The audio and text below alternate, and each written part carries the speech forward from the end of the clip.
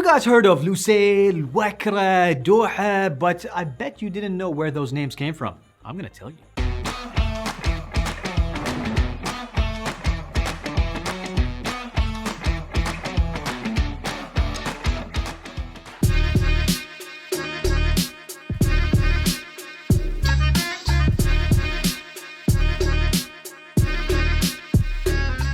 Assalamu alaikum everyone, MR.Q, your friendly neighborhood Qatar here, and today I'm going to be telling you where some of the names of areas in Qatar got their name from. Where did that come from? First one we're going to be talking about is Lusail. Now, stay with me here because it kind of evolved. It comes from a small village where a plant called al-wasl grows. So initially, it was called al-wusail.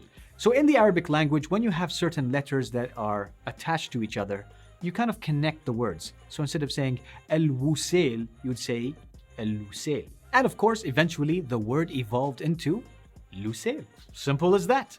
So now you know, it got its name from a plant.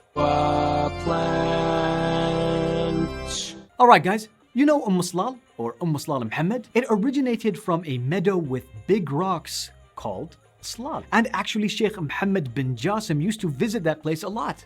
So it became known as Salal Muhammad. Now you know. And Tim, that means if you visit a place enough, you might one day have a place named after you. Since you're in the toilet quite often. Tim's toilet. Rampaging up into my toilet. What about Wakrah? You know what? I'm going to give you 5 seconds to try and guess. Guess with a comment down below. 5 seconds. It's too fast. Most of you probably said pearl or clam or something just because everybody knows that statue in Wakrah. And no, it's not. Actually, Wakrah is called that because of nests. A lot of birds were known to make that their nesting ground, and they would, of course, build lots of birds' nests. The area was known as Wakrah. Pretty bird. Next up, we've got Ras Laffan, and lef means turn.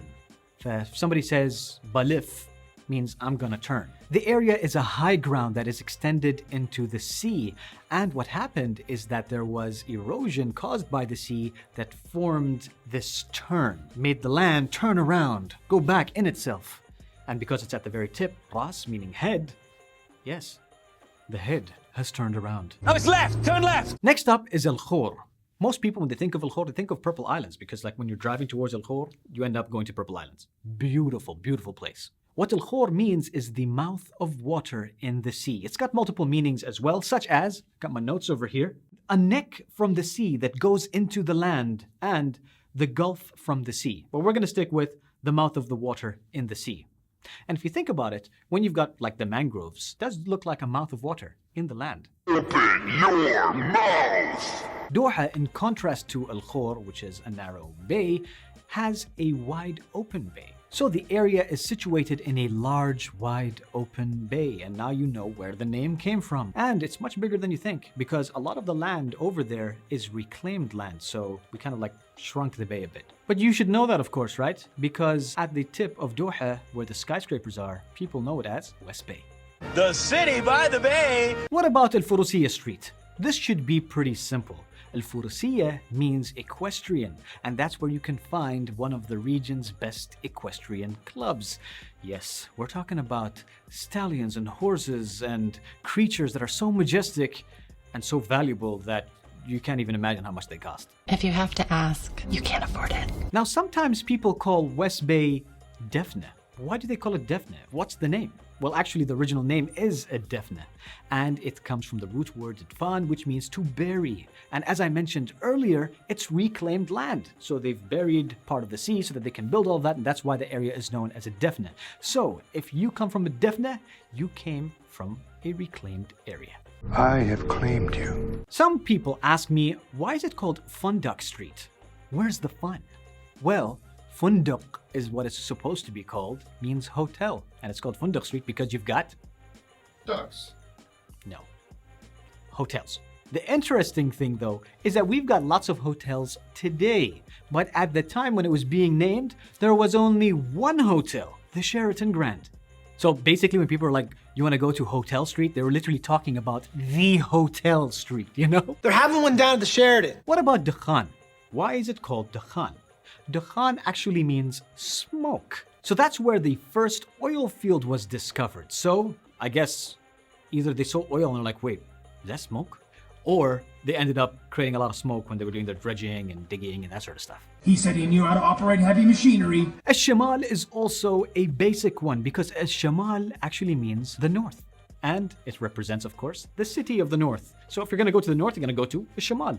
It's kind of like not really having a name because it's like, where are you going? I'm going to the north. King in the north. King in the north. Suq Waqif. Suq Waqif literally means standing market. That's because loads of people would be standing around selling their stuff and standing around and buying stuff and standing around and saying, hey, what's up? We just love standing. We didn't really love standing. I mean, there's nothing to sit on, but you know, it's the standing market. What are some of the stuff that they used to sell? Spices, wood, herbs. But we also used to sell fish, of course. That was very important. And clothes. Somebody's gonna be like, but you forgot the most important thing. No, I didn't. Pearls, baby. Pearls. And by the way, if you want to see a black pearl, I don't know if they still have it. I think they had a black pearl in display at one of the oldest pearl divers shops. Go walk around, maybe you find it. And if you don't, hey, you went to the standing market, you enjoyed yourself. Hey! All right, so I've got my list over here of other places. So, Jabal Fuwairat. So, Jabal means hill, like mini mountain, you know? For us, it's a mini mountain. Like, you ain't seen a mountain until you've seen a mountain, you know? And I should know, because Haroon means mountain, so. I want to see mountains again. Mountains! If you see somewhere known as Tim, for example, means mother. So it's Tim's mother's joint. Bin Mahmoud. Bin means son of. So, son of Mahmoud. When you see a place called Abu Hamur, Abu means father of. So it's father of Hamur. So I'm guessing that there was this fish that was so awesome, like a super awesome Hamur, that they named the place after his dad. He is what we call a fish boss. And finally, we've got Ain. Ain, although means eye, in this case means river or stream. So Ain Khalid, listen, there was a guy named Khalid. He spotted a stream. It's like, that's my stream now. Go to the stream. What's in the stream? Those are just a few of the locations in Qatar and where they got their names from and what they mean. So if you like that and you want us to do more, let us know in the comment section below, because if you do, then I will do something for you, which is actually make another episode. Alright guys, so if you did enjoy this Q-tip, please don't forget to give us a like, don't forget to share, and you see that Abu bin Ain bell? Yes, that's the father-son stream bell. Click it. مع السلامة.